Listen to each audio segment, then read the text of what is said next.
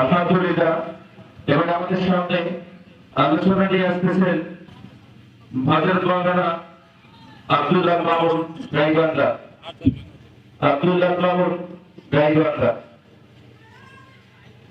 এরপরেই আমাদের প্রধান আলোচক আলোচনা পেশ করবে ইনশাআল্লাহ। সম্মানিত দিনাজপুরবাসী, আপনারা সকলে কেমন আছেন? একটু জোরে বলুন, কেমন আছেন সবাই? আমাদেরকে ভালো রেখেছেন কে? সে আল্লাহ।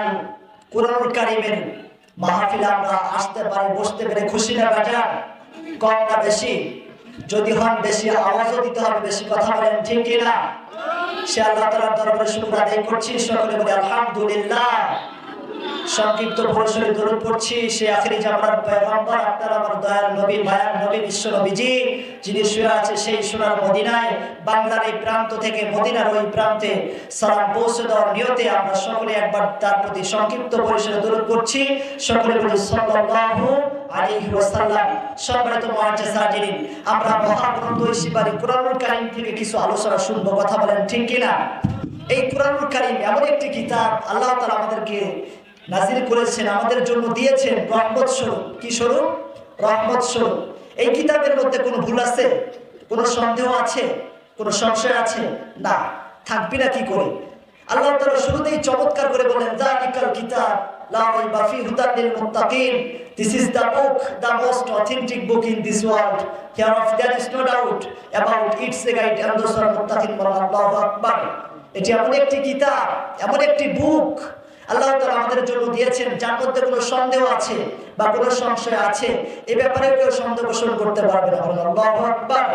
হুদাল লিল মুত্তাকিন, এবং মুত্তাকিদের জন্য পথ প্রদর্শক হিসেবে এই কিতাব পাঠিয়েছেন তিনি কে?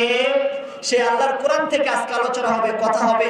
আমার ওস্তাদ, আমার মাথার তাজ, যার ভালোবাসায় গাইবান্ধার ছেলে আব্দুল্লাহ মামুন আজকে আপনাদের এলাকায় এসেছে, কুরআনুল কারীম থেকে কিছু কথা বলার সুযোগ পেয়েছে।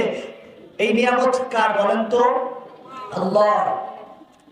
আমি আমার ওস্তাদের জন্য দোয়া করছি, আল্লাহ তাআলা যেন তার নেক হায়াত দান করেন এবং তাকে যেন বাংলাদেশ নয় তামাম পৃথিবীর জন্য আল্লাহ তাআলা মাঠে ময়দানে কুরআনুল কারীমের হক কথাগুলো বলার তৌফিক দান করেন। সকলে বলি আমিন। এই দুনিয়ার মধ্যে যে বিপদ আসে, মুসিবত আসে, যে গজব আসে, এইগুলো আল্লাহ তাআলা আজকে ইন্ডিকেট করে আমাদের জন্য বলেছেন যে তোমরা যদি পৃথিবীর জমিনে অন্যায়, অশ্লীলতা, বেহায়াপনার কাজগুলো তোমাদের দ্বারা বৃদ্ধি হয়ে যায়, বেশি বেশি করে ফেলো, তাহলে আমি আল্লাহ পাক রব্বুল আলামিন জলে এবং স্থলে আমি তোমাদেরকে আযাব দেব, গজব দেব। আমি তোমাদের উপর যে বারবার যে আমাদের ভূমিকম্প হয়, বারবার যে আমাদের ঘূর্ণিঝড়, টর্নেডো হয়, আপনারা ইতিমধ্যে সোশ্যাল মিডিয়ার মাধ্যমে দেখতে পাচ্ছেন আজকে বাংলাদেশের 64টা জেলায় বৃষ্টির জন্য দোয়া হচ্ছে, কথা বলেন ঠিক কিনা? তার কারণ আল্লাহ তাআলা এতটাই আমাদেরকে গজব দিচ্ছেন, আযাব দিচ্ছেন, বৃষ্টি একেবারেই বন্ধ করে দিয়েছে। তো আমরা দোয়া করতেছি, তারপরে কবুল হচ্ছে না। তার কারণ আমাদের পাপের তীব্রতা বেড়ে গেছে, কথা বলেন ঠিক কিনা? তা আমার প্রিয় ভাইরা, পাপ থেকে বাঁচতে হবে। আল্লাহ তাআলা যেন আমাদের সকলকে পাপ থেকে বাঁচার তৌফিক দান করেন এবং আমাদের সকলকে যেন আল্লাহ এবং আল্লাহ রাসূলের পথে জীবন যাপন গঠন করার তৌফিক দান করেন। সকলে বলে আমিন। মরতেই হবে যখন, শহীদি মরণ দিও আমাকে। মরতেই হবে যখন, শহীদি মরণ দিও আমাকে। শাহাদাত জানি শুধুই জীবন, শাহাদাত জানি শুধুই জীবন, সে জীবন দিও আমাকে। মরতেই হবে যখন, শহীদি মরণ দিও আমাকে। মরতেই হবে যখন, শহীদি মরণ দিও আমাকে।